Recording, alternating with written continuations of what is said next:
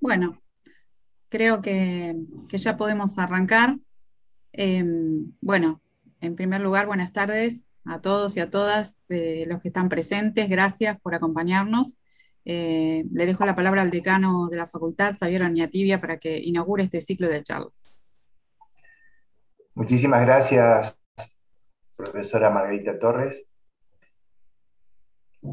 Quiero darles la bienvenida a todos y a todas a este ciclo de charlas sobre la escritura, hablar para escribir.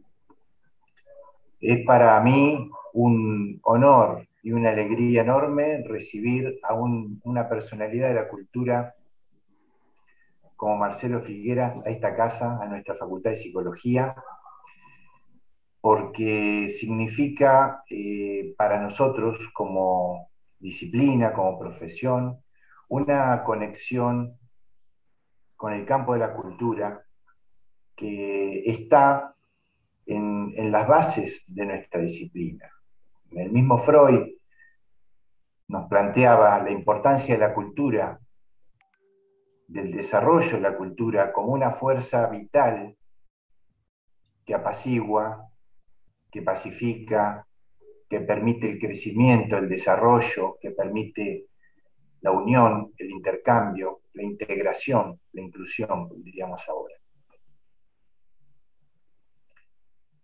Quiero agradecer a la presencia de Marcelo, que nos acompaña y nos ayuda a trabajar en nuestra facultad los temas que hoy se comienzan a desandar en este ciclo de charlas organizado por el taller, la cátedra Taller de Producción Textual, a quien agradezco especialmente en la figura de la profesora Margarita Torres, de Shelly Genú y la profesora Mariela Di Meglio, artífices de esta propuesta, esta convocatoria, acompañado y de la mano del Centro de Estudiantes de la Facultad de Psicología, a quien también agradezco y celebro la preocupación por el desarrollo de esta temática tan importante para nuestra profesión y para el ejercicio, ¿no? Para el ejercicio de nuestra práctica.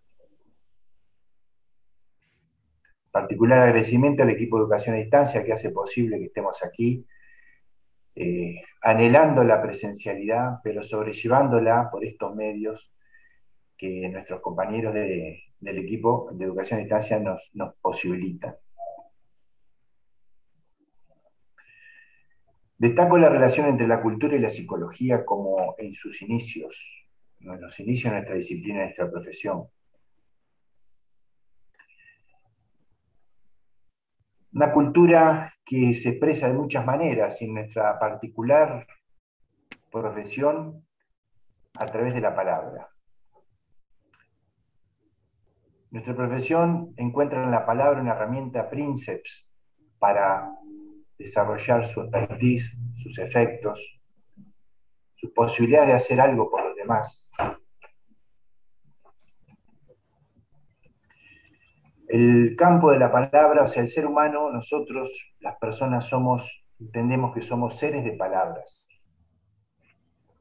seres de historias, seres de significaciones. Lo que nos constituye como seres humanos son significaciones, historias, palabras.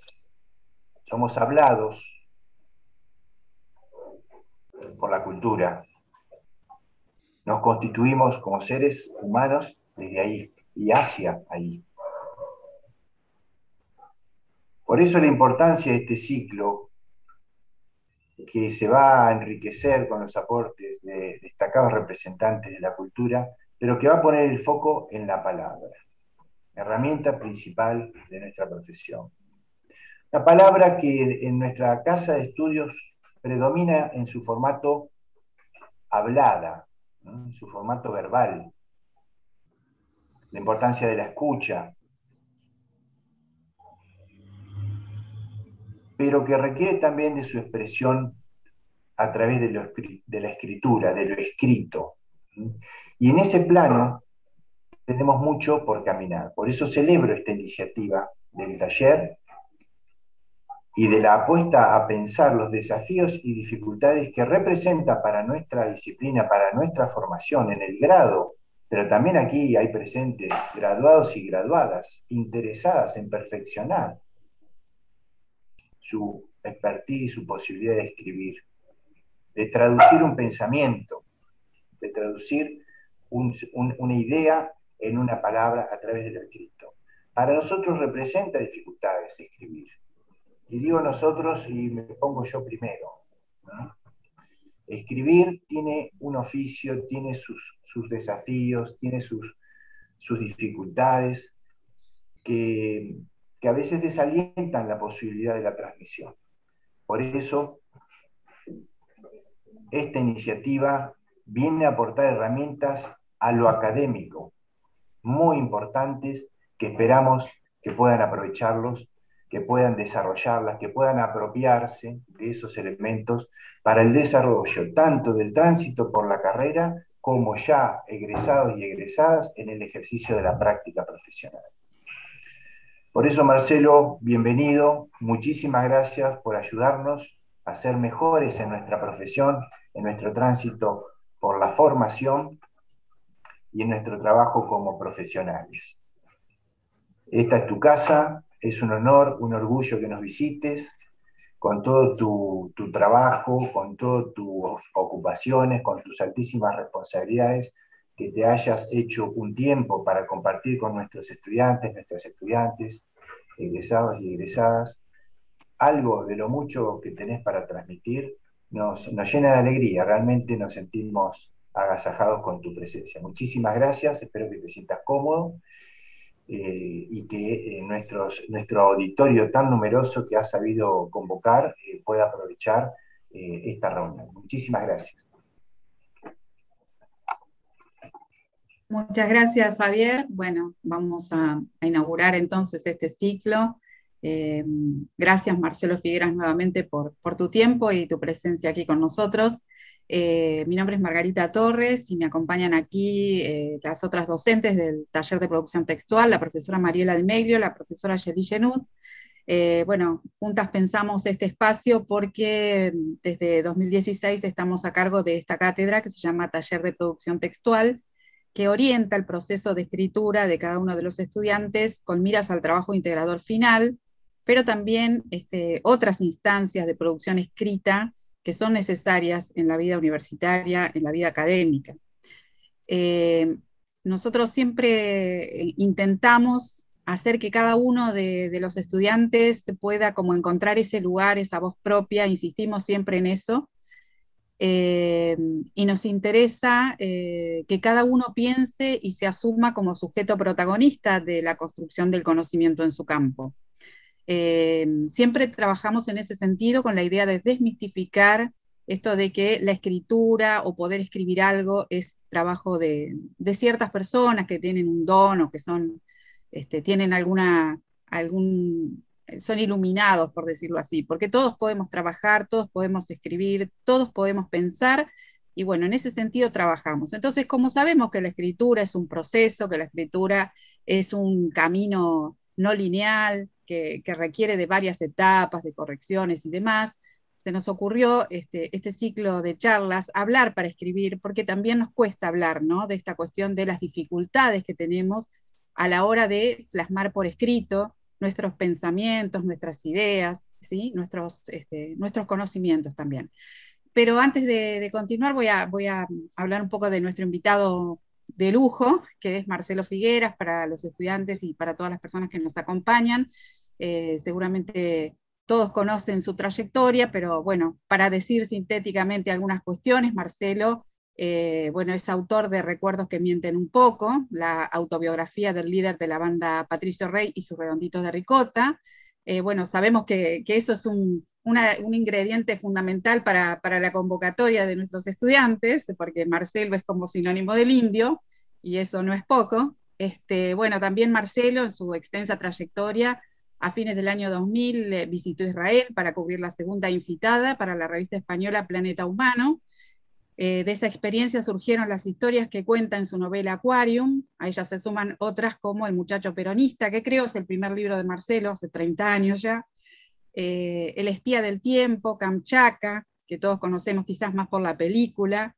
La batalla del calentamiento, bueno, escribió también con Marcelo Piñeiro los guiones de Plata Quemada, ¿sí? Las viudas de los jueves de Claudia Piñeiro, es autor de los guiones de Kamchatka, como recién decía, de Rosario Tijeras, y publicó libros para niños también, y acaba de publicar recientemente la novela Todos los demonios están aquí. Así que, Marcelo, te doy la bienvenida, bueno, y lo que quieras para comenzar, antes de que te hagamos preguntas, desde luego. Muchísimas gracias por la invitación. Digo, para mí es un honor participar de algún modo dentro de este claustro virtual de una universidad por la cual ha pasado gente a la que admiro tanto, ¿no? Lo que me da ganas, lo que tengo ganas de hacer es precisamente de hablar con todos ustedes y con la gente que está del otro lado, ¿no? Pero sí quería decir que me había llamado mucho la atención el planteo que ustedes habían armado, digo, para este ciclo en particular, el hablar para escribir. Se entiende perfectamente cuál es la lógica que emplearon ahí, pero por lo primero que me llamó la atención a mí fue porque en mi cabeza me dije, no, pero si es al revés, por lo menos para mí es al revés, para mí es escribir para hablar. ¿Y por qué?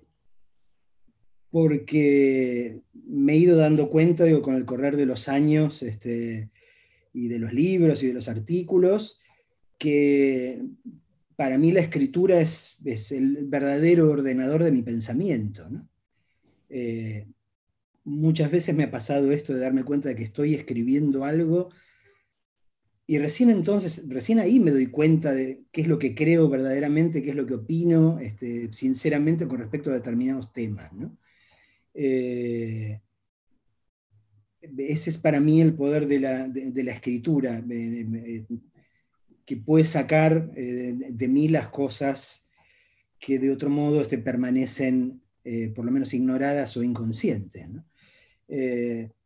Supongo que por eso me llamó tanto la atención hace cantidad de años cuando leí por primera vez esto que Harold Bloom, el célebre crítico y ensayista literario de los Estados Unidos, decía en uno de sus tantos textos sobre Shakespeare, ¿no?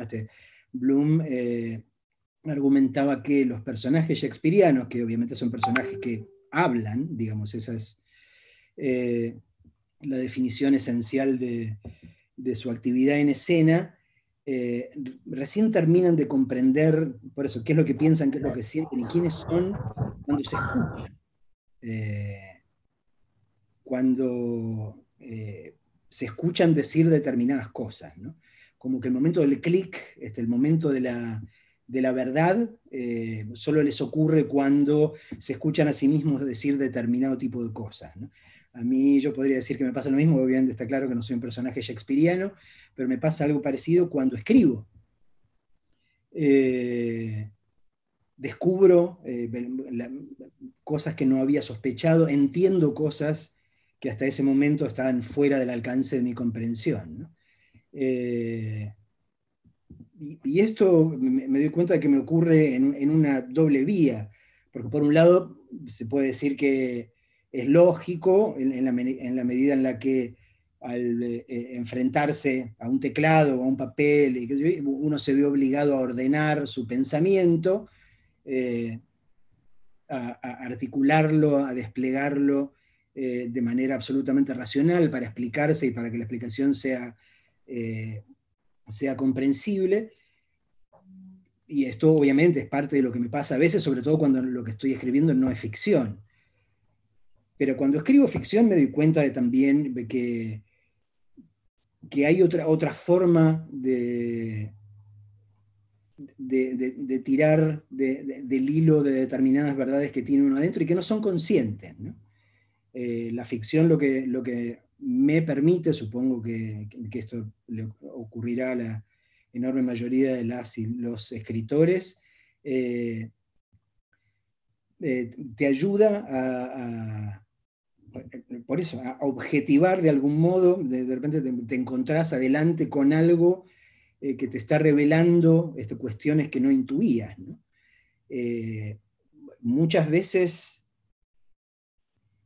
digo, me ha pasado infinidad de veces en la vida. Primero, porque cuando uno escribe no un artículo, sino una historia, cuando uno se engancha con una historia y piensa que esa historia puede llegar a tener una riqueza que justifique que uno le dedique X años de su vida a tirar del ovillo de esa lana en particular, uno nunca sabe exactamente las verdaderas razones o las razones ocultas por las cuales es esa historia la que a uno lo fascina y lo decide a ponerse a escribir, y no otras. Siempre hay, digamos, argumentos racionales, si se quiere, pero también hay razones ocultas, digo, que solo terminan apareciendo con el tiempo. Digo, el caso para mí, quizás el primero, digo, que me reveló que en realidad es eso, cuando uno escribe una historia, en realidad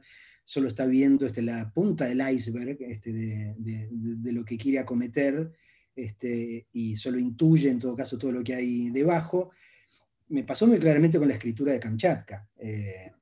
Una historia que, para aquellos que por supuesto no tienen por qué tenerla clara, una historia que transcurre en los primeros meses del año 76, es decir, sobre el comienzo de la dictadura militar, y que trata de una familia, un padre y una madre con militancia política, que deben pasar a la clandestinidad, pero como tienen dos niños pequeños, se los llevan con ellos, ¿no?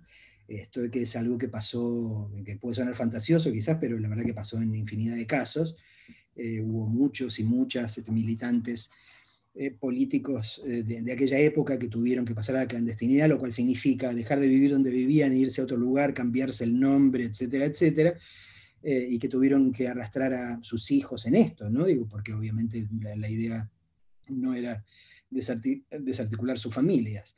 Como el protagonista, digamos, el narrador de la historia es uno de estos niños, a quienes sus padres arrastran a esta aventura, lógicamente yo le presté infinidad de recursos autobiográficos, porque era un nene, un varón de más o menos la edad que yo tenía en esa época, entonces lo más natural era prestarle mis gustos en materia de música, de serie, de película, de libros, de cómics, y prestarle un poco a mi familia también, o sea, que en qué cosas la mamá de Harry, del protagonista, se parecía a mi mamá, etcétera, etcétera, el hermano más pequeño a mi hermano más pequeño. Bueno, escribí toda esta historia, que la historia empieza y culmina prácticamente en el momento en que Harry se despide de su papá y su mamá, porque la cuestión se está complicando más y se dan cuenta de que necesitan poner a los niños a salvo y los dejan en manos de los abuelos paternos, y entonces allí se despiden, ¿no? Un poco la historia empieza por ahí y también concluye ahí. Entonces esta es una historia que conversamos mucho con Marcelo Piñeiro, digamos, es una historia que surgió para mí cuando buscamos la trama de una película después de haber hecho Plata Quemada. Por eso, no voy a abundar más sobre los porqués, a lo que voy es, escribí toda una primera versión del guión, y me acuerdo que se lo mandé a Marcelo Piñeiro, el director de la película, y Oscar Kramer, que era el productor de la película, que estaban separados, digamos, Marcelo estaba en España en ese momento, Oscar estaba acá entre nosotros, y entonces, bueno, la historia terminaba bueno, con la despedida, pero en la despedida estaba tan solo el papá de Harry y el abuelo. Entonces transcurría más o menos como quizás hayan visto bueno, o hayan leído, pero era entre estos tres varones, si se quiere, ¿no? Entonces, casi en simultáneo, recibo mensajes de los dos, de Marcelo desde España y de Oscar desde acá, diciendo por un lado cuánto les había gustado, que les había encantado el guión, qué sé yo, pero los dos me hicieron instantáneamente la primera pregunta: ¿y dónde está mamá? ¿por qué mamá no está, digamos, en esta escena crucial, en el final, en el cierre de esta cuestión? ¿Por qué mamá no se despide de Harry? Entonces, por supuesto, yo tenía una respuesta racional que decía, no, porque ven cómo viene la cuestión, en realidad mamá fue con el hermano más chico a dejarlo a otro lado, y entonces esto ocurre tan solo entre ellos, y ellos me decían, bueno, pero está bien, digo, la explicación está buena, digo, pero necesitamos que esté mamá en ese final, porque la despedida es de los dos, lo de quienes se despiden de Harry son los dos, son papá y mamá. Y yo me cabreé, por supuesto, porque como uno se cabrea siempre cuando le cuestionan algo que ha escrito, que digamos la primera reacción siempre es esa, eh, y después obviamente me quedé pensando, ¿no? Y, y ahí entendí lo que imagino que si no era, digamos, el impulso más fuerte para mí para haber escrito esa historia, para haberla elegido y concebido de esa manera, le pegan el poste. Digo, si yo me hubiesen preguntado en ese momento por qué escribís esa historia, yo hubiese hablado obviamente de la Argentina del 76, tengan en cuenta que esta historia se nos ocurrió con Piñeiro, literalmente a fines del siglo pasado, cuando la Argentina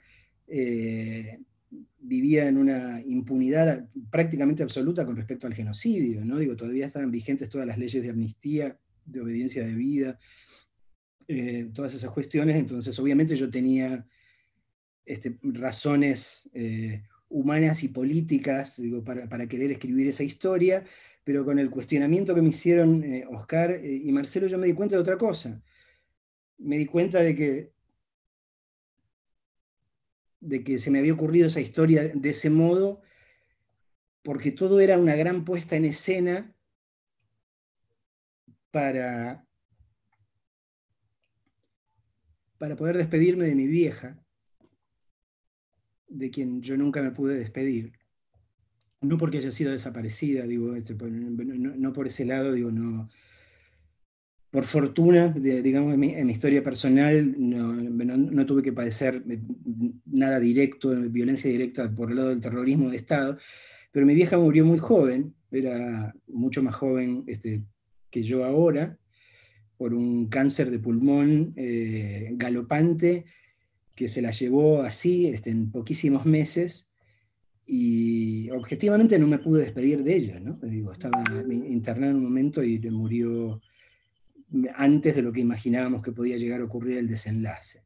Entonces ahí, viste, yo me di cuenta, digo, puta madre, digo, armé toda esta historia con toda esta excusa, y en realidad lo que quería era eso, yo, generar un espacio imaginario donde yo pudiese decirle chau a mi vieja y mi vieja a mí, y cuando llegó el momento, sentado delante de la computadora, qué sé yo, me cagué en las patas y no lo hice.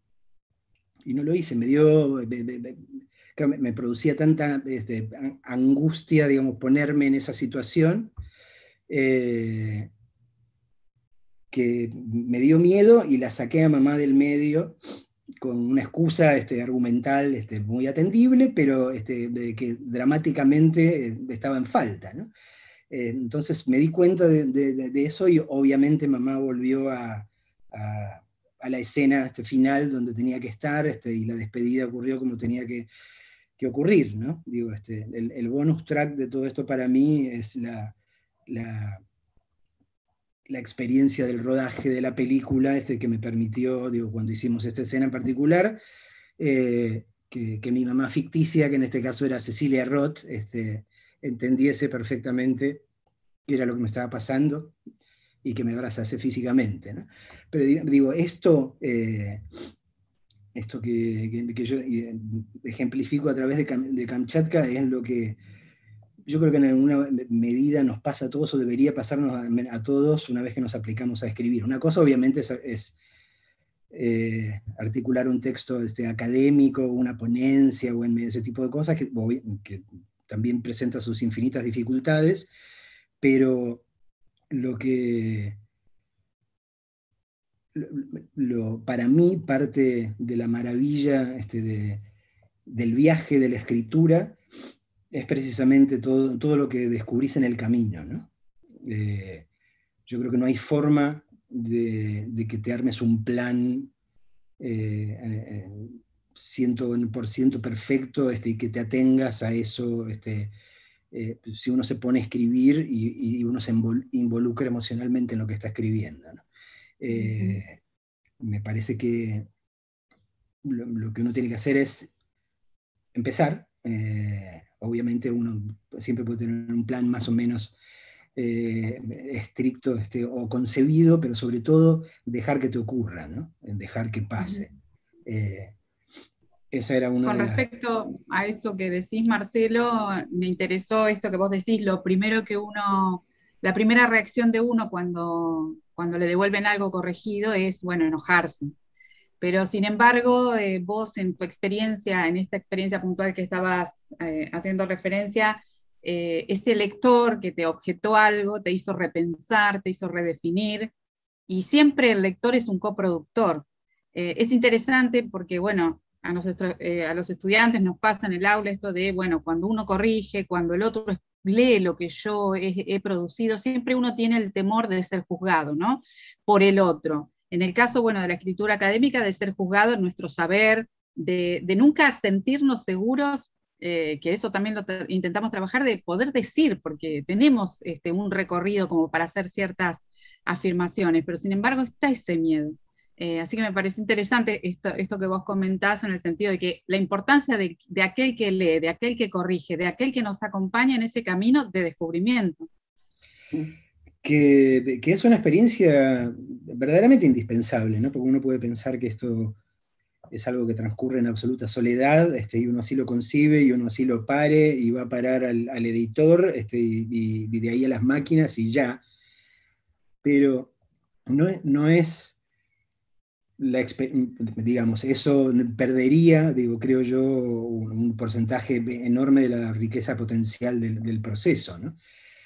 Obviamente, en último término, algo termina publicándose o editándose, y llega gente que lo completa en sus cabezas, y en general uno no puede asistir a ese proceso. Pero para mí, un poco a partir de la experiencia periodística y un poco a partir de la experiencia también cinematográfica, en la cual no tenés más remedio que ofrecer tu texto para que sea desbrozado por miradas ajenas que están atentas a otras cosas. A mí me parece que eso siempre genera una zona de reflexión que termina siendo imprescindible con respecto al texto final, ¿no? Y esto es algo que también debería ocurrir con la ficción. Acá la verdad que ocurre muy poco y cada vez menos, pero digamos, ahí está la confusión con la figura del editor, ¿no? Digo, cuando uno dice quién es el editor, uno piensa en el tipo de la editorial o la mujer de la editorial, que es la responsable y que en todo caso te contrata pero está la figura del editor o la editora verdadera, que es el frontón que vos tenés como para medir tu texto, ¿no? Existe, sobre todo en la tradición anglosajona, digamos, claramente en los Estados Unidos y en Inglaterra, la figura del editor y la editora, que es alguien que se toma el trabajo de leer tu texto minuciosamente y hacerte todas las preguntas incómodas, y todas las observaciones que cree que vienen al caso. Y esto es un proceso que para mí es fundamental, ¿no? Digo, porque es lo que en todo caso, lo que tiende a ocurrir es que por un lado certifica lo que vos ya sabías que estaba bueno, y también certifica todas las dudas que vos tenías sobre las partes o los sectores o los personajes que vos sabías que estaban flojos, ¿no? Entonces, no es que te va a dar vuelta como un guante, pero es una especie de proceso, es como un sedazo que te ayuda a pasar en limpio, y tranquiliza en ese sentido, ¿no? Obviamente uno tiene que estar abierto a al input ajeno, ¿no? Y tiene que tratar de escuchar de verdad y de plantearse de verdad las objeciones o las alternativas que alguien le presenta, ¿no? Pero un poco para mí esa es una mecánica, digo, por eso yo ya a esta altura digo, no tengo un editor o una editora en la editorial donde publico que se tome este trabajo, pero sí tengo lectores y lectoras amigos, a los que les mando el texto cuando termino las primeras versiones, ¿no? Digo, porque yo sé qué clase de lectores son y sé que lo que vuelva de ahí va a terminar enriqueciendo el producto final, sí o sí. Para retomar también algo que dijiste en esto de, bueno, invertiste esto de hablar para escribir, escribir para hablar, me acordé de lo que dice Howard Becker, que también la escritura es una forma de pensar. Y está bueno lo que dijiste en relación al trabajo que hacen los estudiantes, ¿no? Que uno tiene que atreverse o poder, bueno, volcar esos fragmentos sueltos, esas ideas a veces misceláneas que van apareciendo, como para también darle cuerpo a ese pensamiento, ¿no? A partir de ahí comenzar a trabajar. Me parece que es un poco también lo que venías planteando. Sobre todo porque opera, digo, por lo menos yo esto lo reconozco en mí, y la verdad que no creo que sea el único al que le pasa. Son como otros andariveles de pensamiento. Digamos, una cosa es el pensamiento lógico, o racional, o argumentativo, pero también uno está pensando de una manera absolutamente lateral, ¿no? Digo, a mí a veces me pasan estas cosas, ya desde mi primera novela, digo, que fue publicada en el 92, digo, bueno, una novela que se llama El muchacho peronista, en la cual se me ocurrió imaginar a un argentino oriundo del barrio de Flores, qué sé yo, que llega a Papa.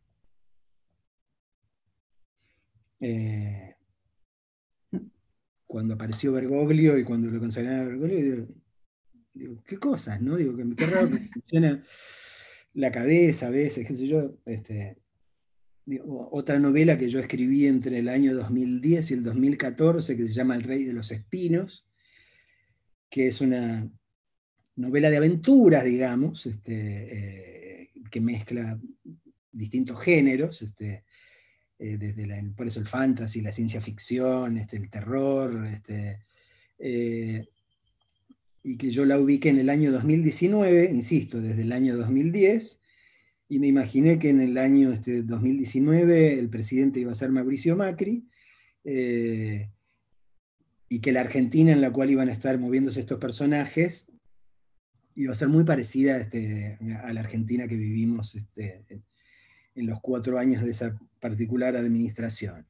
Ahora se me ocurre sacar una novela de terror que se llama Todos los demonios están aquí, en la cual, digamos, lo que dispara sobre todo la locura final es un payaso violento. Entonces yo miro la televisión y miro a la gente que aparece, y digo, obviamente yo no creo tener una bola de cristal, pero creo que cuando uno se abre a que ocurran determinadas cosas, la sensibilidad te permite pescar partículas de algo que está flotando, partículas por supuesto invisibles, y que uno las integra, algo que supone que es una historia de ficción, y que después indefectiblemente se convierte en una especie de espejo deformante de la realidad en la que uno está o de la realidad que está por venir, ¿no? Y me parece que por eso esa es una de las ventajas también de la escritura, y sobre todo de la escritura en que permitís que fluya lo inefable, ¿no? Pero por eso, creo que si yo, no sé, si yo no pudiese escribir, digo, la verdad que no, creo que tampoco podría pensar, ¿no? Que mi pensamiento sería infinitamente más rudimentario de lo que es ahora. Bueno, aquí estamos, me olvidé de mencionar hoy al Centro de Estudiantes, que bueno, nos ayudó un montón a organizar esta actividad y estuvieron en todos los detalles, gracias. Bueno, así que nos encanta escucharte, pero bueno, queremos que que puedan hacerte preguntas los que están aquí presentes, así que no sé si el que quiera puede abrir el micrófono y hacer una pregunta a Marcelo. Llegó el momento tan temido. No creo. Siempre cuesta salir. ¿Qué tal? Buenas tardes. Hola. No, yo me había quedado pensando por ahí en esto también, o insistir sobre este tema del escribir para hablar.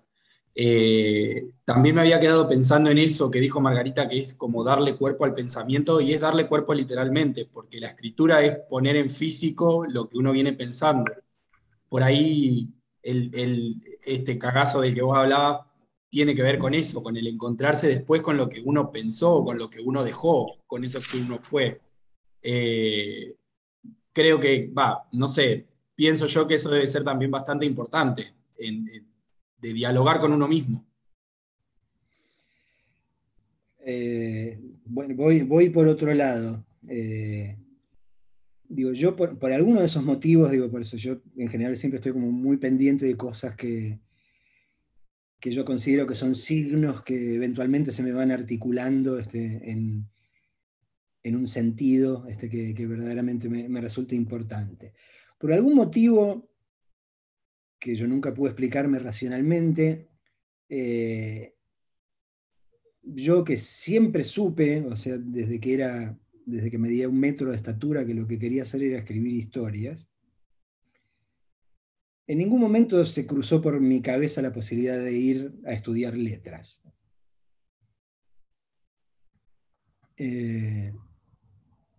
No lo incluí en el menú, en absoluto.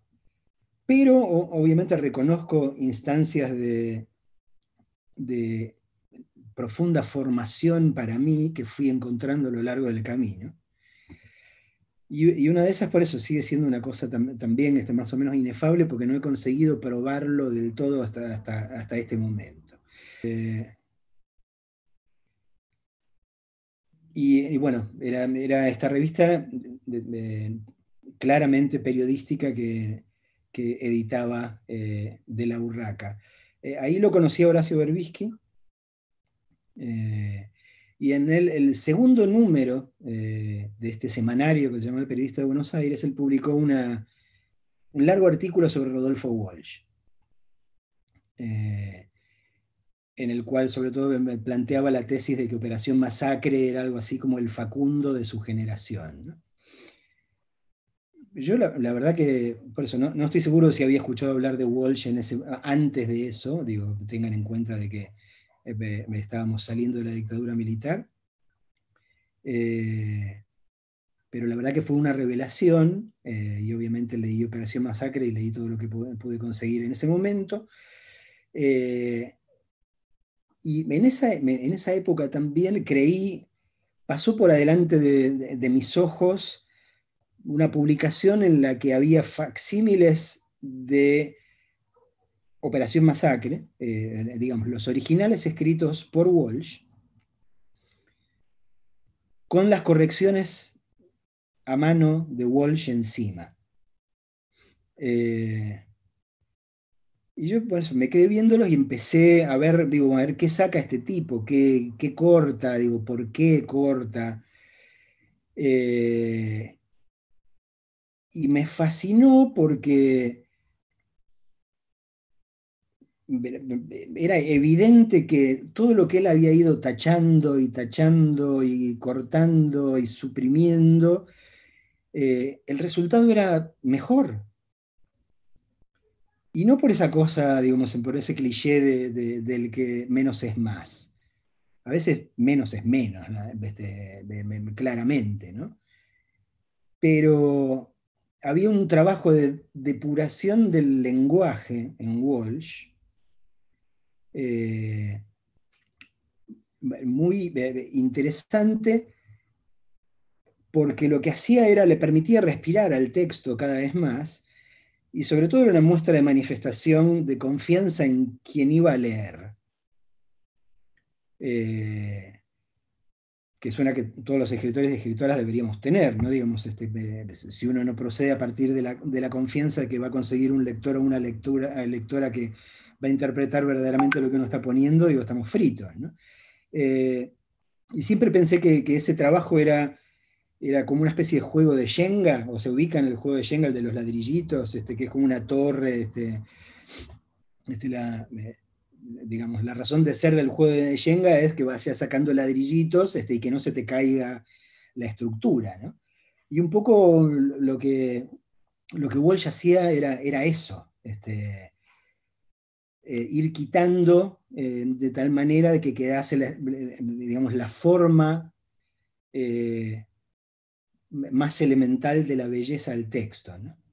Un poco a la manera que supongo yo que hacía Miguel Ángel o cualquier otro de los que trabajaban sobre bloques de mármol, que un poco es eso, ¿no? Digo, tenés un bodoque ahí, que en general el bodoque es lo que uno tiende a escribir de primera, digamos, y uno va entresacando, digo, tratando de encontrar la forma oculta en ese bloque de mármol, o en esa torre de ladrillitos de madera, ¿no? Y para mí fue fundamental porque, como le imagino que le pasa a todo en el mundo, digo, vos de alguna manera, Margarita, lo aludías, digo, escribir y mostrar lo que uno escribe da cagazo, por más que uno tenga la noción de que escribe más o menos bien, y por eso creo que en general todos los escritores y escritoras, cuando arrancamos, somos barrocos, ¿no? O tendemos a ser barrocos porque si escribís difícil, es más fácil disimular tus falencias. No hay nada más difícil que escribir sencillo, y bellamente, obviamente, no es que escribir sencillo, como si uno fuese una criatura que está empezando a escribir. Claro. Pero un poco es eso lo que ayuda al proceso también de depuración de lo que uno está pensando, ¿no? Digo, encontrar de ese fárrago que vomitaste ahí, qué es lo verdaderamente esencial para vos, ¿no? Y qué es lo que uno empieza a considerar que es ripio y que merece ser sacado de ahí. Bien, Julieta quería hacer una pregunta, ¿no? Julieta.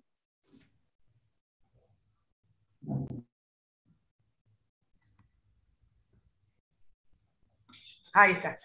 Hola, buenas tardes. Escuchando lo que traías, Marcelo, yo me preguntaba cómo, ¿no? En un espacio académico, en realidad me preguntaba para quién se escribe, ¿no? Y para qué escribo. Porque hay un tipo de escritura, ¿no? Donde si no se produce ese espacio necesario de demora, de espera, pero que es una pregunta, bueno, que a mí me ha atravesado todo el tiempo como docente y estudiante, bueno, ¿cómo hacer emerger el sujeto que escribe en una escritura académica, ¿no? A más allá de las reglas, ¿no? A las que debe responder como escritura. No es lo mismo un ensayo que un TIF, son cosas distintas, que una tesis, pero bueno, es cómo operar. La pregunta sería esa, ¿no? Que si es posible o cómo, para que en lo académico algo de esta escritura que traes, ¿no? Sea posible de generar. No sé si fui clara con la pregunta, pero pensaba mucho en Bartés, por ejemplo, ¿no? Y en esa línea, si podías. Gracias. Son elecciones que en algún lugar también son todas elecciones estéticas, ¿no? Porque uno puede pensar que son bueno, puramente académicas o que tienen que ver esencialmente con la materia de la cual se desprende de lo que uno está. Pero también hay una elección estética, ¿no? Que tiene que ver por eso, uno que busca oscurecer, busca aclarar, busca deslumbrar, busca lucidez, busca... y a mí me da la sensación de que hay algún lugar en el cual todos los textos responden o deberían responder a los mismos impulsos, sobre todo si vos querés que alguien te lea. O no tenés más remedio que alguien te lea, digo, como en el caso de lo académico, ¿no? y así como yo creo que el impulso para mí, cada vez que decido qué historia de ficción nueva voy a escribir, siempre tiene un enorme componente lúdico, es decir, me gusta hacer siempre algo distinto.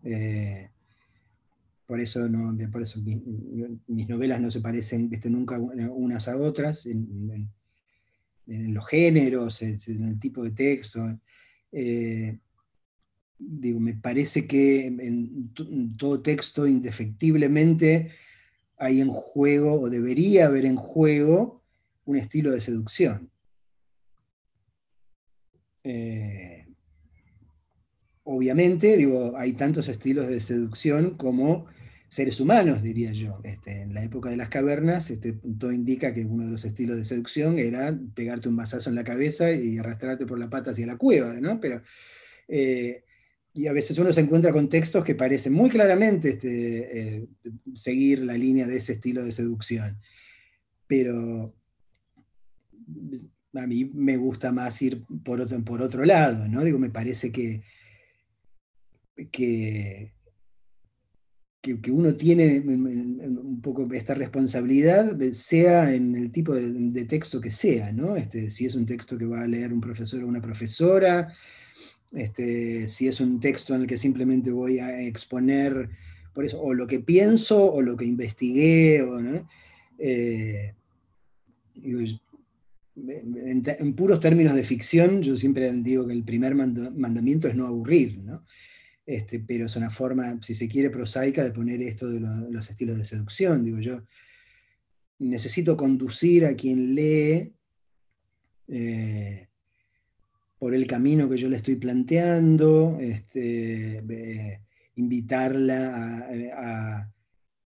a sincronizar su ritmo con el mío. Digo, hay muchos elementos que me parece que responden a esta necesidad, ¿no? Digo, a este proceso inevitablemente dialéctico que tiene que ver con lo que a mí me da ganas de decir o contar o explicar o argumentar, y la espera de que haya otro que vibre en síncro, digo, o por lo menos que comprenda y disfrute lo que uno está haciendo. Porque yo creo que hasta en esto tiene que haber disfrute, digo, y sobre todo lo planteo, digo, para ustedes, ¿no? Digo, para ustedes, alumnos, y para ustedes, docentes. Digo, un docente disfruta cuando se encuentra con un texto bien escrito, bien planteado, que tiene gracia, ¿no? O sea, que busca la gracia, porque creo que hasta en esto tiene que haber una gracia. Y lo mismo, digo, creo que para un alumno, digo, por eso, de última, la relación es siempre la misma. Uno tiene que obtener la aprobación de su docente. Puede obtenerla macheteándose o haciendo la gran cut and paste, o puede obtenerla, digo, más tomando la materia sobre la que tiene que hablar, y generando una comunicación con el que está del otro lado, de manera de meterlo en el propio bolsillo, ¿no? Digo, creo que me parece fundamental, ¿no? Digo, si el esfuerzo va a estar, el esfuerzo del alumne tiene que hacerlo sí o sí, y está la obligación del docente de revisar ese texto, y producir un juicio sobre ese texto. Nada, por eso, qué mejor que apelar a las reglas de la seducción, ¿no? Sí, y esto que decías vos, que hablabas de Walsh al principio, ¿no? Esto de la posibilidad de escribir algo bello y a su vez hacer denuncias y hablar de lo que ocurre, ¿no?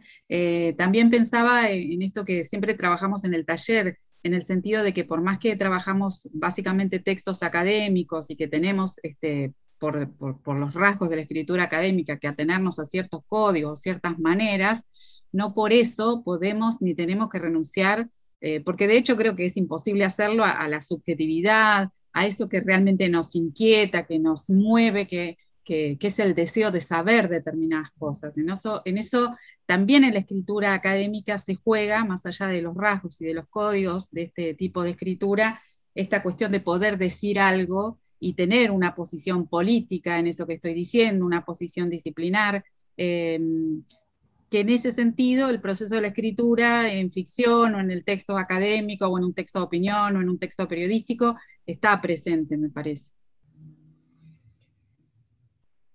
Te escuchaba y me acordaba,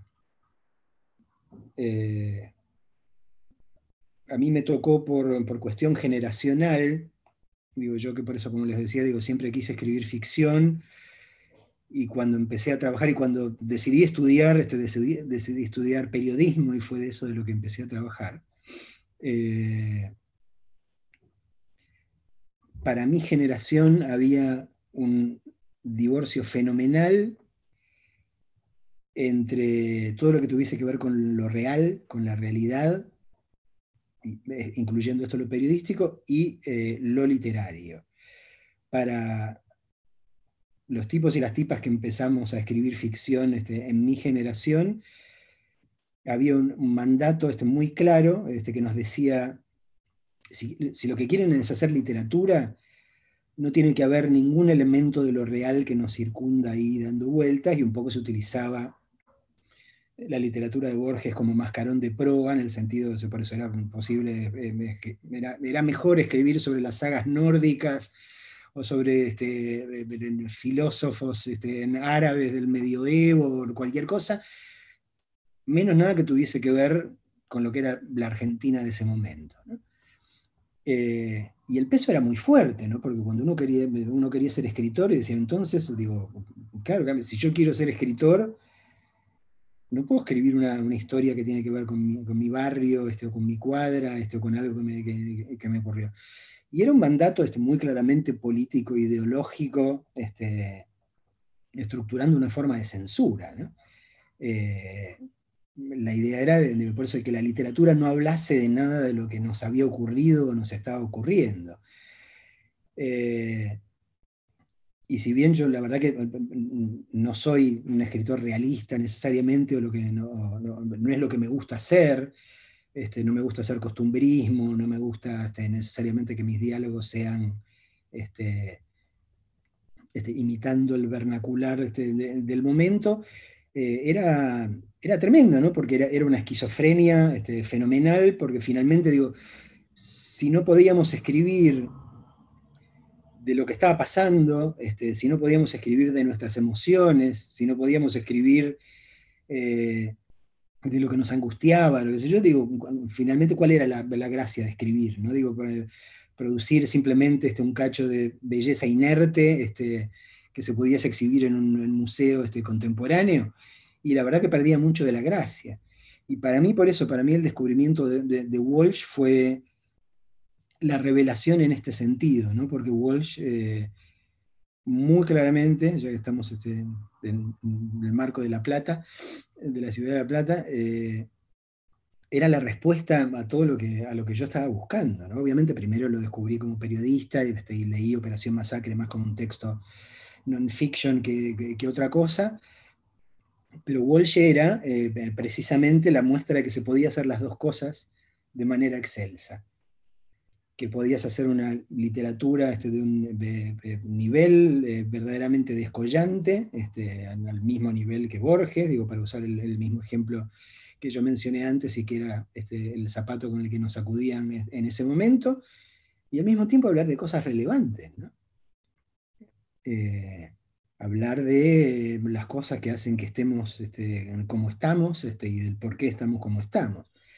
Entonces eso para mí fue como un alivio, ¿no? Y me permitió finalmente imbricar estas dos dimensiones que yo vivía como si estuviesen absolutamente separadas, ¿no? El trabajo periodístico por un lado, lo que tenía que ver con la investigación, y lo que se supone que era literatura con L mayúscula, ¿no?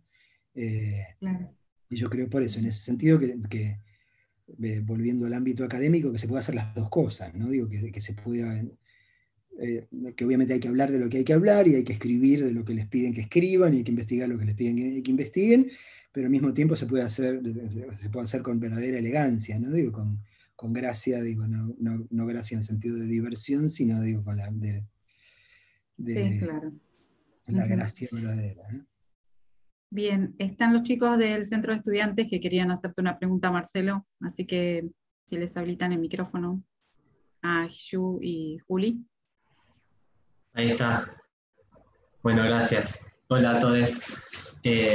Bueno, nada, gracias por el espacio. Yo quería por ahí hacer una pregunta más de algo que me iba surgiendo con lo que hablaban y con lo que decía Marcelo. Retomar algo anterior, en realidad, esto de que escribir también es como una forma de pensar. Me figuraba a mí en momentos de cuando uno tiene que escribir, o incluso cosas de alguna materia, o cualquier cosa que uno escribe. A mí siempre me pareció re loco como cuando uno va escribiendo, porque por ahí se podría pensar que uno escribe de algo que piensa, ¿no? De algo que ya sabe, de algo que quiere contar, si es una historia, lo que sea. A mí siempre me pareció re loco como cuando uno escribe, además va aprendiendo de eso que va escribiendo, y va cambiando un montón de cosas.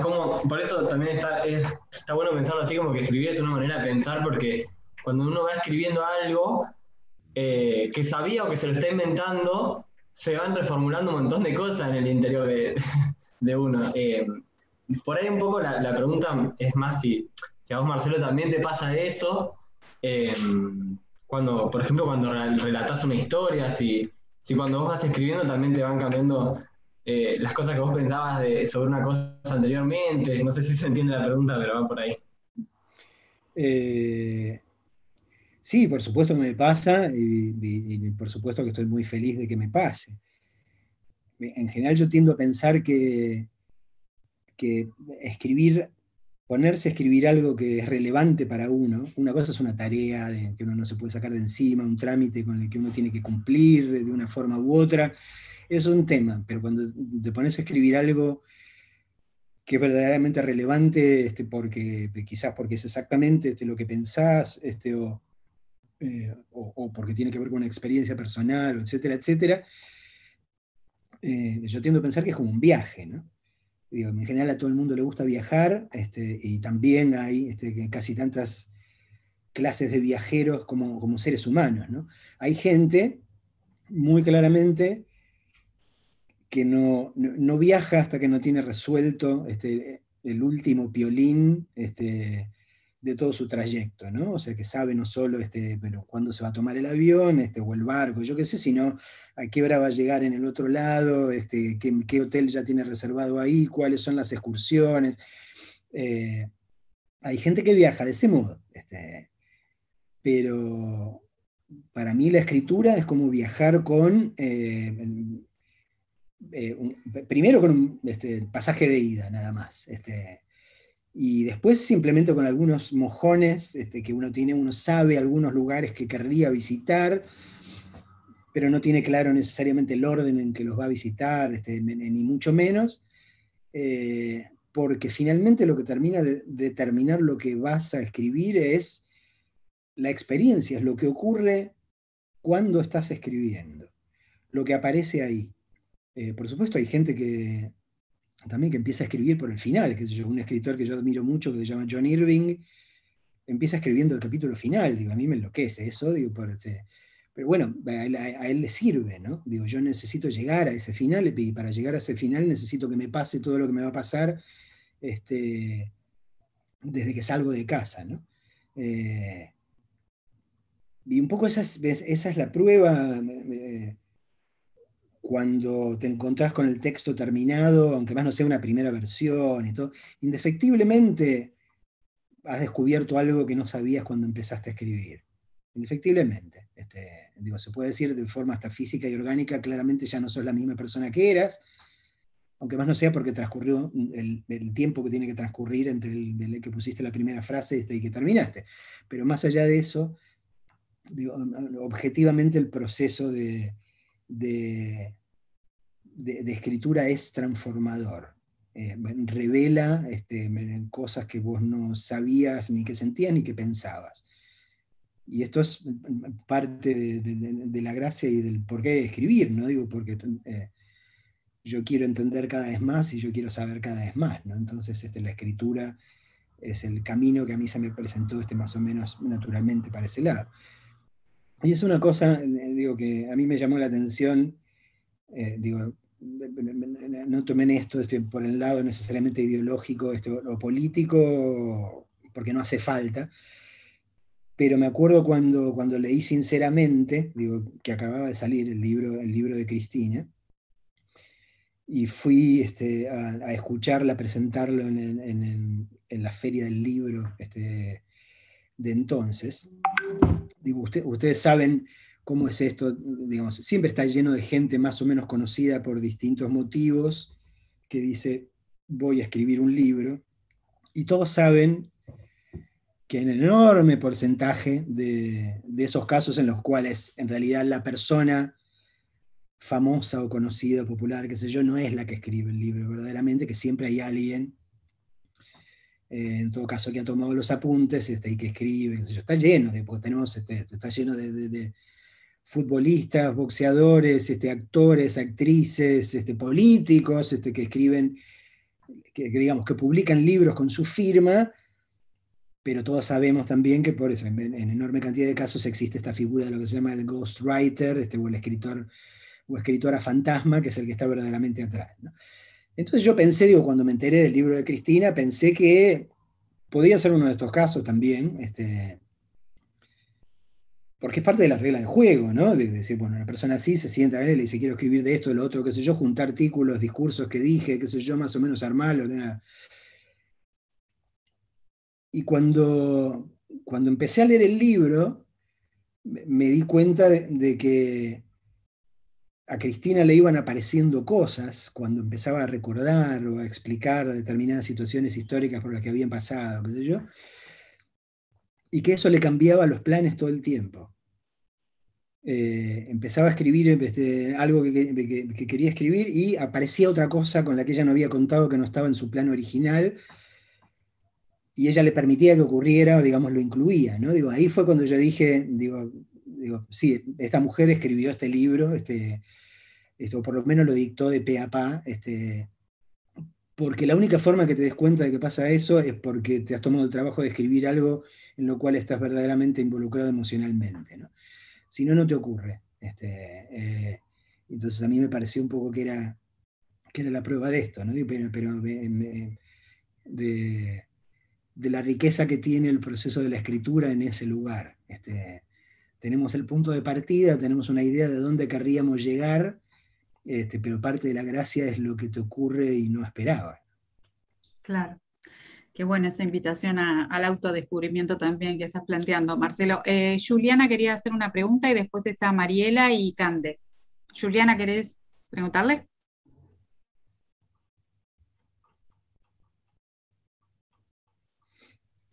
Juliana de Utopía, del Centro de Estudiantes. Ahí está, gracias. Bueno, hola a todos, hola Marcelo, súper interesante lo que viene saliendo. Yo pensaba un poco, a partir de la pregunta de Juli, esto que venías diciendo, a mí me gusta mucho escribir, pero por ahí me resulta más fácil o más llevadero escribir ficción o esa rama de la escritura, ¿no? Y pensaba, yo estoy cursando 5º año y veo a varios de mis compañeros acá que tenemos el desafío de empezar a encarar el último trayecto de la carrera, con todo lo que eso implica, digamos, afectivamente también, ¿no? Como todo el trayecto de hacer el trabajo integrador final, elegir un tema y todo eso. Pensaba por ahí, no sé si tenés alguna recomendación o algún consejo que podamos seguir para encarar este último trayecto. No sé más del lado de la escritura, sino más de por ahí esta implicancia afectiva que tiene como el último tramo de la carrera y que genera un montón de ansiedades y miedo, por lo menos a mí, y que por ahí tiene otra manera de escribirse y a la vez también es un texto académico. Entonces como que involucra muchas cosas y por ahí no sé si tenías algún aporte para hacernos. Eso más que nada.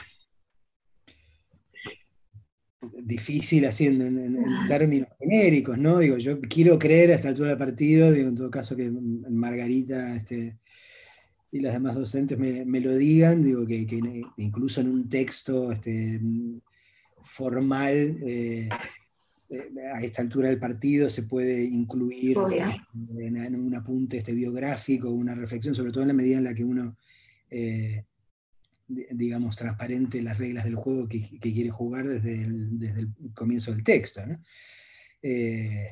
Pero para cualquier texto en general, lo que yo diría, digo, porque lo primero que a uno le pasa es que uno se encarajina, con perdón del término un poco académico. Uno a veces no sabe por dónde empezar, y cuando empieza quiere volcarlo todo ya en la primera página. Yo me creo que como en todas las actividades de la vida, lo esencial, lo que no puede faltar es uno tiene que poder respirar. Entonces uno tiene que poder respirar o cuando escribe, y uno tiene que poder respirar cuando lee. Es preferible ir paso a paso, usar todos los puntos y seguidos, y los puntos y apartes, y los puntos y comas, desde que vengan al caso, porque es preferible hacer eso a producir textos que hacen que quien está leyendo se asfixie, digamos, porque uno digamos, inconscientemente se te pega la respiración del texto. Y si vos tenés un párrafo que dura 24 páginas, te produce esa especie de cosa de que no puedo respirar, aunque obviamente estás respirando igual. Entonces es preferible ir, digamos, como paso a paso, y generar estas respiraciones adentro del texto, porque esas respiraciones también son espacios, digo, para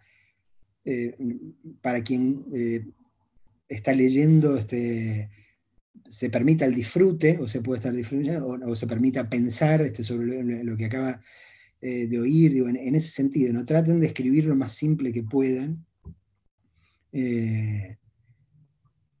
porque me parece que es lo que va a ayudar a que muy rápidamente encuentren qué es lo que quieren escribir o no, ¿no? Digo, si no pueden ponerlo en términos simples, es porque todavía no lo tienen del todo claro en la cabeza, ¿no? Y porque escribimos para la humanidad, como dice Eco. Pero bueno, es eso, digamos, lo que sí, digo, lo que también quiero decir, digo, para que no se abrumen, es que se lo permitan todo. Digamos, permítanse, cuando se sientan, vuelquen todo lo que tengan que volcar, porque el vómito inicial inevitablemente tiene que estar, ¿no? Entonces, una de las maravillas que te ofrece la escritura, que la vida rara vez te ofrece, por eso es la posibilidad de autoeditarte. Vos podés tirar de todo, y podés guardar el texto en el cajón unas horas, unos días, unos meses, volver a eso, ver qué te sigue funcionando, qué no te sigue funcionando, qué está claro, qué no. Es un proceso orgánico la escritura, en todas las acepciones del término, ¿no? Entonces permítanse meter la gamba, permítanse equivocarse, permítanse meterse por caminos que después van a terminar descubriendo que no eran esos, pero eso es parte del viaje, ¿no? Indefectiblemente. No cometan el error que creer que ya desde las primeras frases el texto tiene que ser memorable o claro, perfectamente claro, ¿no? Bien. Gracias, Marcelo. Mariela quería preguntarte. Mariela Di Meglio.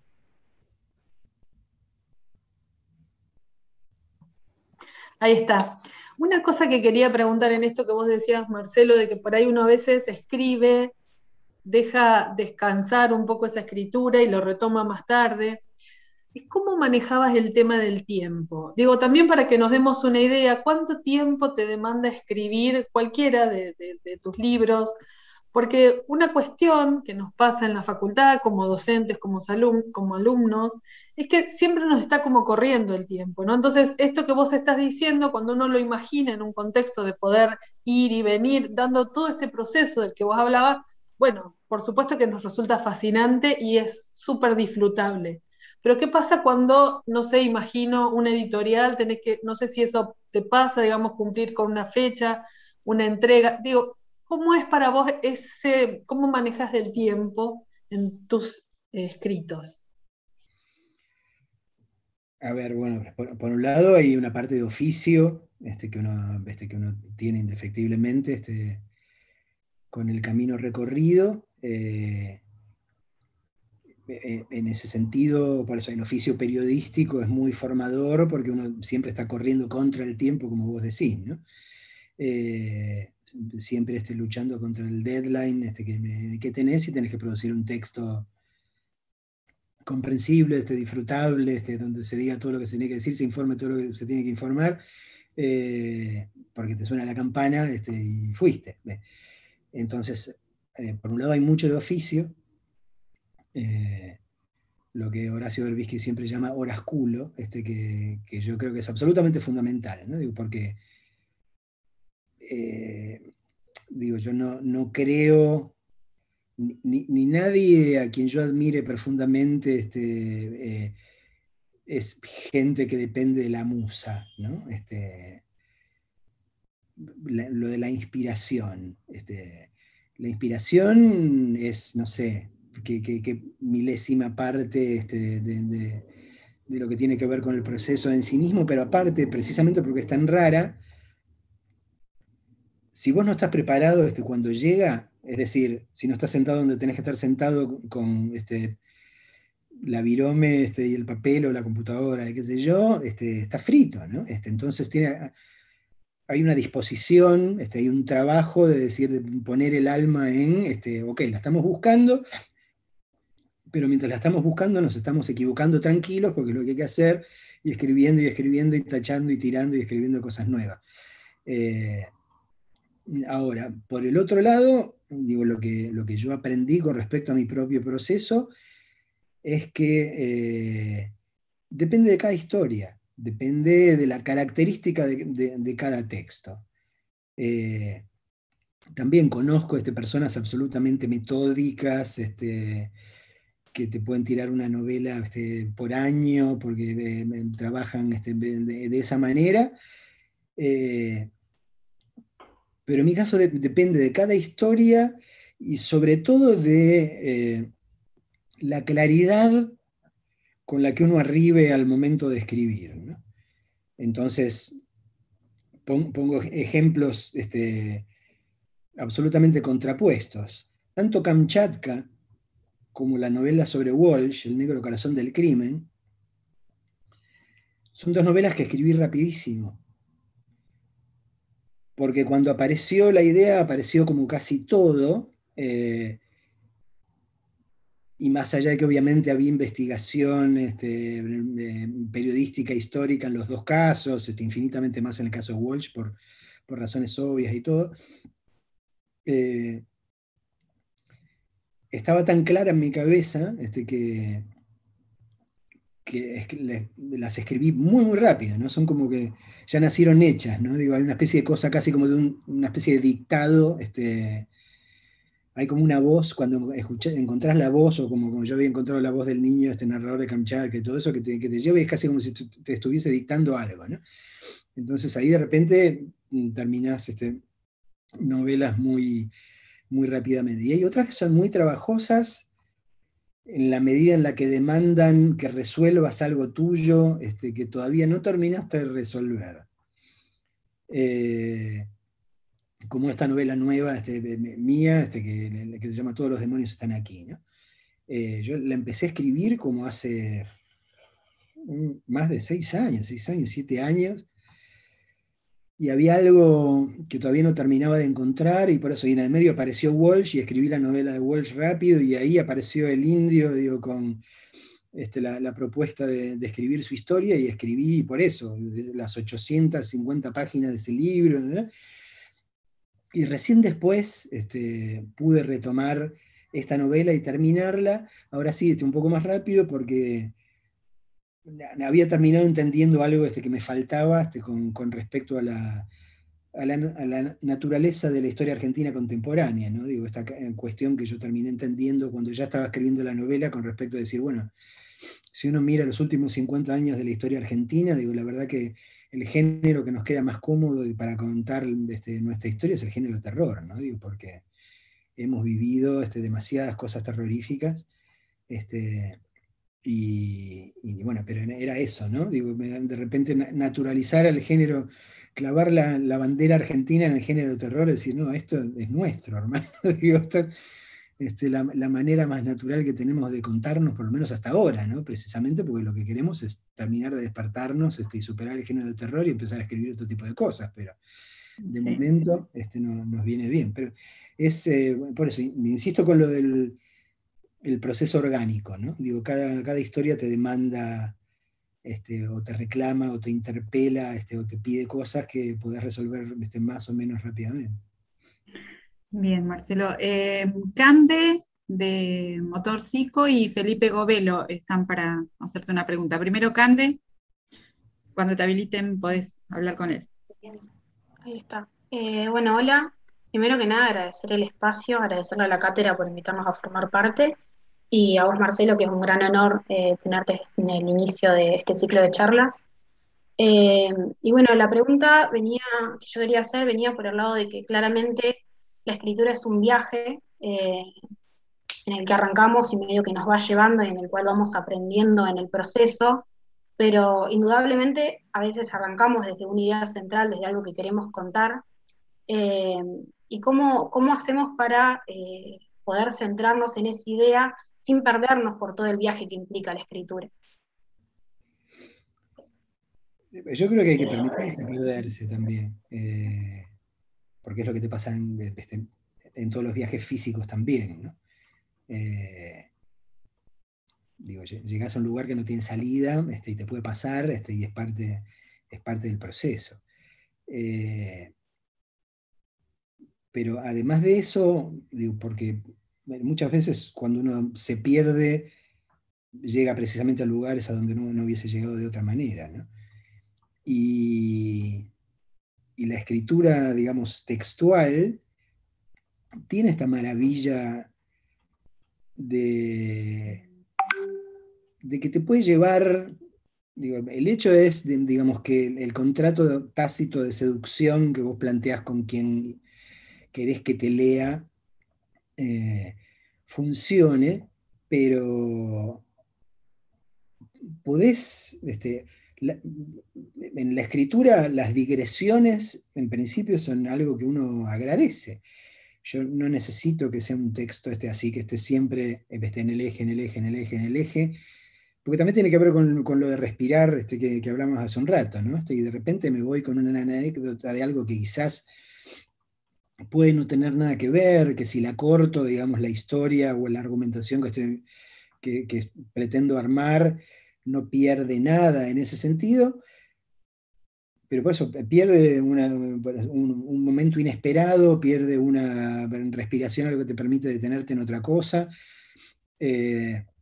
Entonces esto está bueno. En general, cuando uno escribe cine, la cosa es infinitamente más pautada, más reglada, porque, digamos, hay muchos problemas extra texto que uno tiene que resolver, tiene que estar pensando en la duración que puede tener la historia. Entonces por eso si te vas demasiado, qué sé yo, la película se te puede ir demasiado larga. Ahí, si se fijan, está lleno de textos que te dicen cómo tenés que escribir para cine, qué es lo que tiene que pasar cada tantas páginas, el plot point, hay una cosa tremendamente rígida sobre un presunto saber al que debería responder cada película o cada serie. Y yo siempre me acuerdo de cómo me divirtió una película que ya tiene unos años, quizá alguno de ustedes haya visto, o sus padres, que se llamaba Amélie, una película francesa,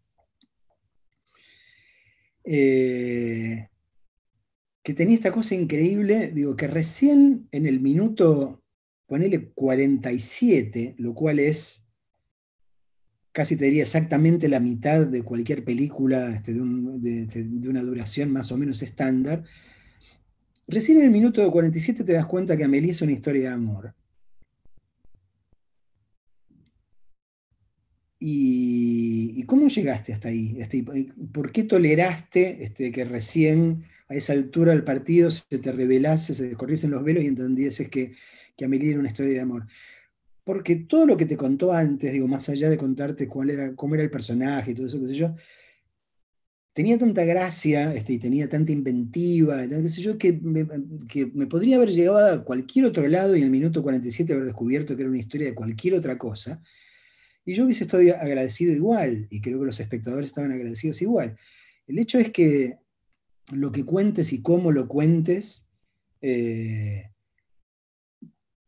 tenga una mínima gracia, que uno sepa, porque uno finalmente, a ver, ¿qué es lo que hace cuando escribe? Uno cuando escribe está tratando de generar en otros, a quienes en general no conoce, la misma clase de efecto que han generado en uno la gente que hemos leído o visto.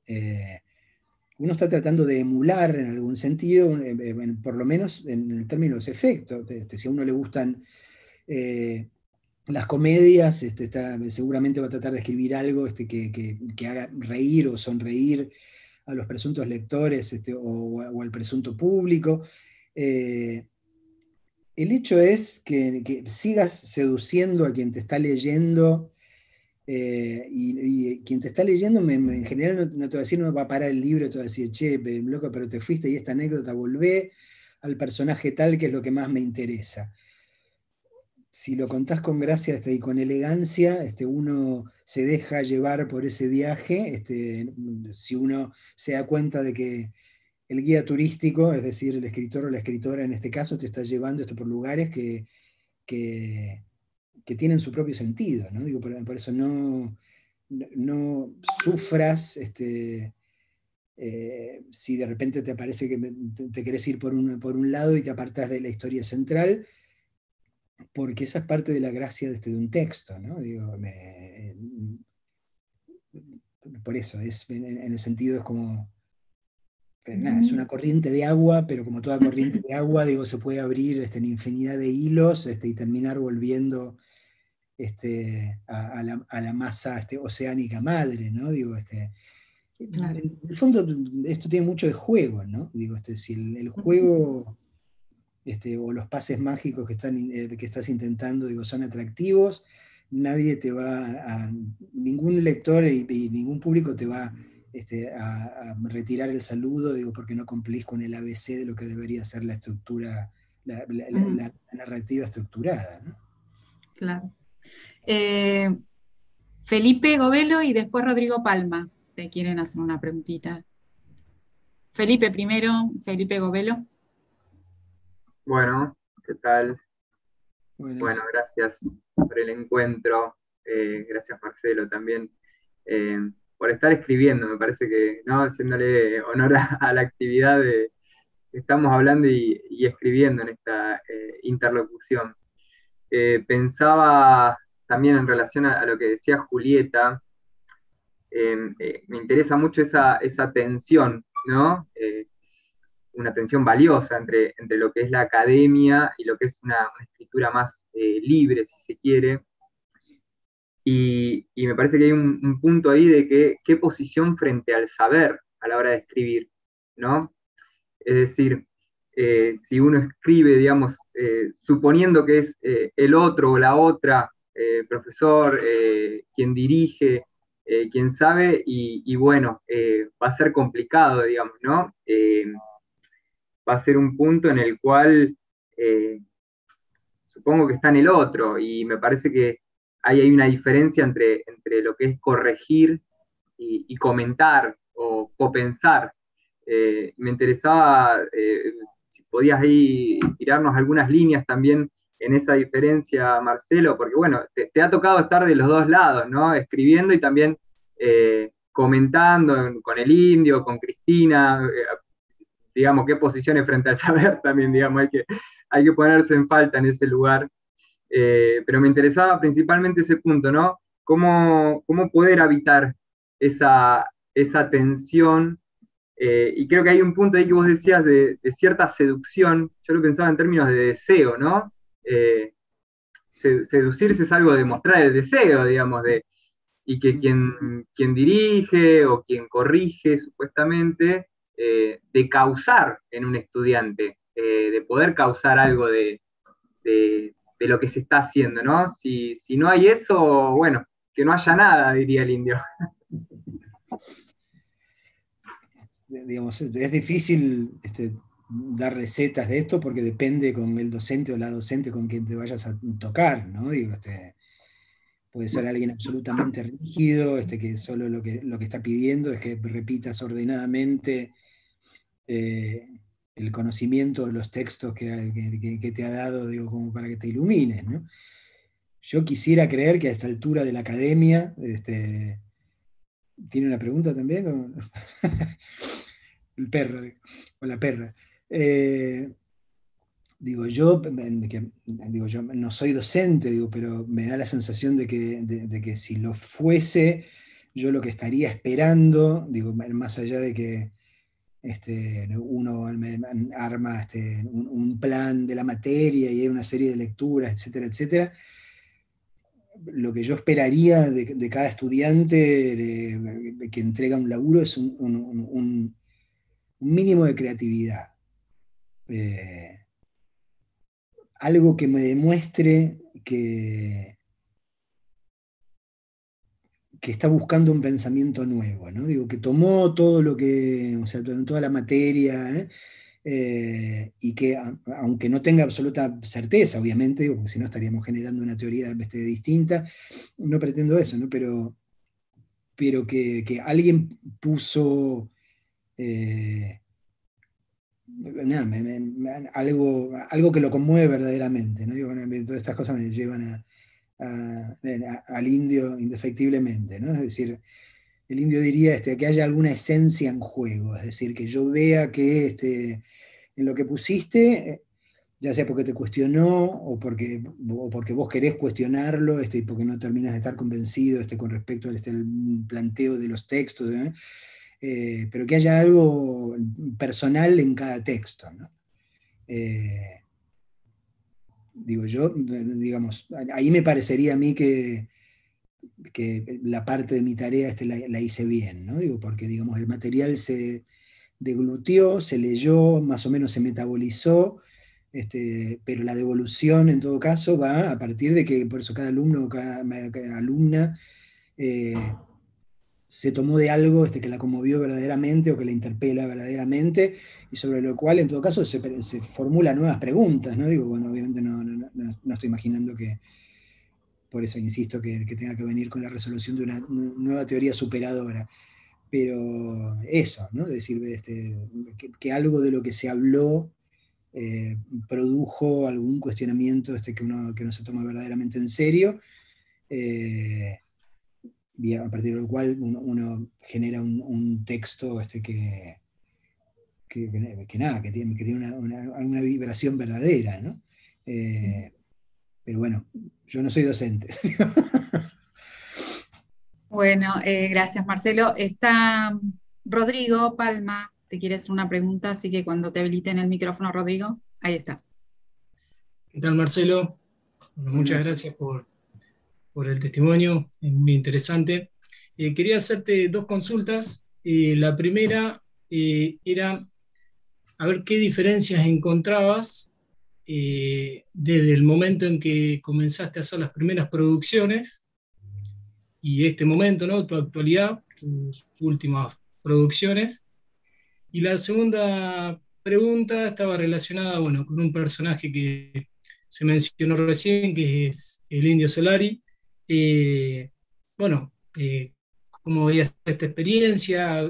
¿Cuántas entrevistas llevó poder producir este libro que decías que había sido unas 850 páginas? A ver, o sea, te contesto cortito lo primero y vamos a lo más interesante. Sí, obvio que obvio que encuentro diferencias, enormes diferencias, porque me parece que en algún momento terminé, o sea, encontré algo parecido a mi voz propia, ¿no? Bueno, al lugar desde el que yo siento que hablo, ya que estamos hablando de hablar para escribir, escribir para hablar, la voz con la que hablo por escrito. Y en general yo eso lo ubico muy claramente con Kamchatka, ¿no? Digo, las dos novelas anteriores, El muchacho peronista y El espía del tiempo, yo también le siento todavía ese tironeo que les mencionaba más temprano entre estoy tratando de escribir algo que se supone más o menos parecido a la literatura que había que escribir para ser considerado seriamente, y en Kamchatka me di cuenta de que no, ahí es donde me cae el clic y donde siento que uno tiene derecho a escribir y a poner en la escritura todas las emociones. Digo, en general la literatura argentina, sobre todo la del siglo XX, y por eso la de los años 80 y 90, era una literatura muy fría, ¿no? Muy peleada con cualquier cosa que pareciera emocional. Entonces, sí, a esta altura del partido, digo, creo que escribo mucho mejor, o por lo menos sé mucho mejor quién soy y por qué caminos quiero ir, ¿no? Y nada, lo del indio fue una experiencia fascinante, obviamente. Fueron como 4 años de laburo, así que o sea, no me preguntes cantidad de entrevistas, digo, porque no tengo registro, ¿sí? Horas y horas y horas y horas de charla. En un proceso también, o sea, muy de viaje, ¿no? Digo, ok, arranquemos, empecemos a hablar de tu historia desde antes de que exista, quiénes eran tus viejos, de dónde viene tu familia, qué sé yo, y la fascinación de descubrir que toda la historia de la que no se sabía nada también era igual o más fascinante que la historia que por lo menos creíamos saber, ¿no? A partir de que nos enteramos de la existencia del indio. Y también un proceso muy orgánico de ir charlando de toda la historia, empezar a volcarlo, yo empezar a armar el texto, más o menos con eso, leerlo otra vez con él, y vuelven a aparecer más cosas. Era un ida y vuelta, un recorrer, escuchar, escribir, editarse, escuchar otra vez, y nada, fue un proceso, bueno, en términos humanos, digo, para mí maravilloso, ¿no? Con una discusión de forma, sobre todo al principio, porque a medida que el indio empezó a contarme, digo, toda esta historia que no sabíamos hasta entonces, digo, quién era su viejo, qué hacía, de dónde venía su vieja, en el sur, qué laburo, cómo se conocieron. Yo lo empecé a escuchar y le digo, indio, digo, esto... Digo, el texto lo tenemos que hacer en primera persona tuya, o sea, es como el indio hablando, ¿no? En algún sentido, salvando todas las diferencias de registro, como es sinceramente, o sea, es Cristina hablando, escribiendo, ¿no? Porque me parecía que la historia era tan fascinante que lo único que el lector o la lectora iban a querer era empezar a leer ese texto y con la voz del indio sonando en la oreja, ¿no? Porque a veces uno lee cuando conoce a determinados personajes y lee con la voz que les conoce a esos personajes, ¿no? Y ahí el indio no quiso saber nada, no quiso saber nada con eso porque, básicamente por un gesto de generosidad, ¿no? Digo, porque él decía, digo, no, me decía que yo quiero que estés ahí vos y que figuren tus preguntas y tus comentarios, digo, pero indio no hace falta, digo, son cosas que van a molestar, digo, basta con que vos abras la boca y empezás a contar tu historia y nadie va a querer nada más. Él insistió un poco con esta forma más de reportaje, ¿no? Pero bueno, yo creo que en algún momento va a surgir otro formato de la historia del indio donde muy claramente va a estar contada en primera persona de él, ¿no? Pero no puedo spoilear nada. Pero nada, fue una experiencia increíble. También acompañarlo en todo lo que era los conciertos de los fundamentalistas durante todo ese tiempo. Y ahí se generó una relación humana que hasta entonces no teníamos, ¿no?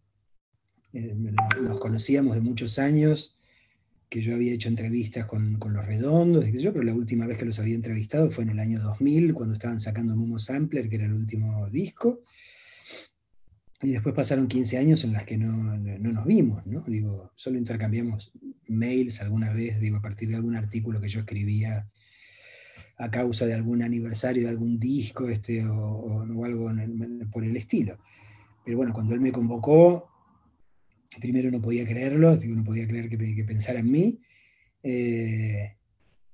y después, digamos, a partir de esas horas y horas y horas y horas de charla y de vivir todas las circunstancias humanas, digo, la verdad que hoy estoy muy, muy contento en contarlo como amigo, ¿no? Digo, la verdad que pocas cosas me levantan más el ánimo, digo, que encontrarme con el indio. Digo, bueno, hoy estuve a la mañana en su casa también. Pocas personas me hacen reír más que Solari, ¿no? Digo, hasta aún cuando no está del mejor ánimo, hasta aún cuando la enfermedad lo jode más, es de una chispa de vida, digo, que indefectiblemente te pone en el mejor de los estados de ánimo, ¿no? Digo, pero bueno, para mí, más allá de que el libro fue una experiencia increíble, y que yo lo considero como uno más de mis libros, digamos, porque no... Ahí vamos en este sentido, ¿no? Digo, yo no me involucré emocionalmente con el libro del indio, menos de lo que me involucro con mis novelas, ¿no? Digo, porque finalmente de lo que se trata, por lo menos para mí, es de encontrar una historia apasionante que contar, ¿no? Si después esa historia simplemente es pura ficción, o esa historia es periodística o histórica, en algún lugar para mí no hace diferencia, ¿no? El hecho es identificar una historia maravillosa y poder contarla de la mejor manera posible. Pero nada, para mí es una de las experiencias más maravillosas que he tenido en mi vida, ¿no? Bueno, Marcelo, te vamos a ir ya no robándote tanto tiempo. Has sido generoso, muy generoso con nosotros hace 2 horas que estamos conversando. La verdad que es un placer. Me quedo con algunas cuestiones. Yo, una última pregunta te quiero hacer antes de cerrar, que es ¿cuál de todos tus libros, digamos, es el que ha dejado una marca más fuerte en vos, si es que hay alguno en particular? Esto es como lo de los hijos, vos sabés que uno Sí. no discrimina, digo, sí, digo, como contaba recién, Kamchatka tiene un valor Sí. especial para mí por muchos motivos, digo, primero por lo que contaba al principio, digo, con respecto de la forma que me di cuenta Sí. de que era un modo de elaborar mi propio duelo, pero después por eso, porque descubrí qué era lo que quería hacer y cómo quería hacerlo, ¿no? Claro. Y que en las dos novelas anteriores todavía estaba luchando por eso con los fantasmas del deber ser literario, y cuán lejos o cerca de Borges había que estar para ser tomado en serio. Y con Kamchatka me di cuenta de que todo eso me chupaba un huevo, con perdón de la expresión, y que yo por eso quería contar historias que produjesen, en el mejor de los casos, si me salía bien, en los potenciales lectores, las cosas que yo disfrutaba de los escritores y escritoras que amo de veras, ¿no? Digo, un caso paradigmático es Dickens, porque de alguna forma lo reúne todo, ¿no? Dickens te hace cagar de risa, te hace llorar mal, te hace pensar, te hace indignar con respecto a la injusticia de la sociedad de su tiempo, te llena de intriga, es romántico, y un poco todas esas cosas que tienen que ver con las emociones absolutamente primordiales y las cosas que nos preguntamos en la esperanza de aprender a vivir un poco mejor y a disfrutar un poco mejor de este otro tránsito que es el de la vida, ¿no? Entonces ahí es como que me saqué todos los prejuicios de encima, digo, y voy a escribir cosas graciosas y voy a escribir cosas que hagan llorar y creo que recién ahí encontré mi camino, ¿no? Digo, por eso en ese sentido a la Kamchatka siempre le voy a estar particularmente agradecido. Bueno, me quedo con algunas palabras, ¿sí? Porque estamos hablando de palabras, de hablar, que dijiste en todo este tiempo, que es el viaje. Me gustó mucho la idea de la escritura como viaje, un viaje de ida, como vos dijiste, con pasaje de ida, ¿sí? Con esa posibilidad de descubrirse a sí mismo en ese viaje.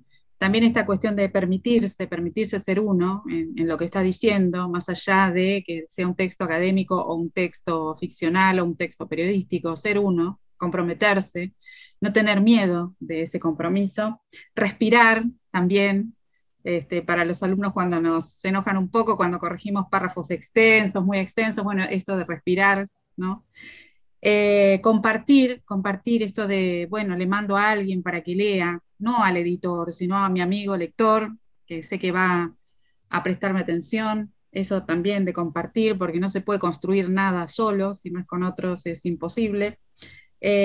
Atreverse a caminar, ¿no? Atreverse con esas ideas propias a desandar ese camino. Y esto de que haya algo personal en cada texto, ¿sí? Porque como siempre decimos en el taller de producción textual, siempre que nos hacemos preguntas, desde el campo disciplinar en este caso, son preguntas que atraviesan a muchos, no solamente a uno al que se las está haciendo en ese momento. Siempre responden a demandas sociales y bueno, escribimos para la humanidad y escribimos para transformar el mundo, escribimos para hacer un mundo más justo, ¿no? Desde la Universidad Nacional de La Plata, con toda su tradición histórica, epistemológica y política. Así que, bueno, me quedo con esas palabras que fueron muy importantes y hemos tomado notas de muchas cosas que dijiste, que vamos a seguir trabajando en el taller. Y bueno, la verdad es que agradecerte, ha sido un verdadero placer que estés con nosotros y que seas tan generoso con tu tiempo, porque además también sos director de Radio Provincia, tenés un montón de responsabilidades, así que bueno, que hayas dedicado 2 horas a compartir con nosotros desinteresadamente y gratuitamente, para nosotros es muy valioso y te quiero en nombre de todos dar las gracias, Marcelo. Gracias a ustedes por estar ahí. Bueno, son esas charlas que uno lo ayudan a sentir que no está solo, digo, así que ese compartir, digo, también es fundamental para uno, ¿no? Uh-huh. Bueno, muchísimas gracias. Bueno, cerramos entonces esta primera charla de este ciclo, Hablar para Escribir. Gracias a todos y a todas por estar presentes y bueno, gracias Marcelo Figueres.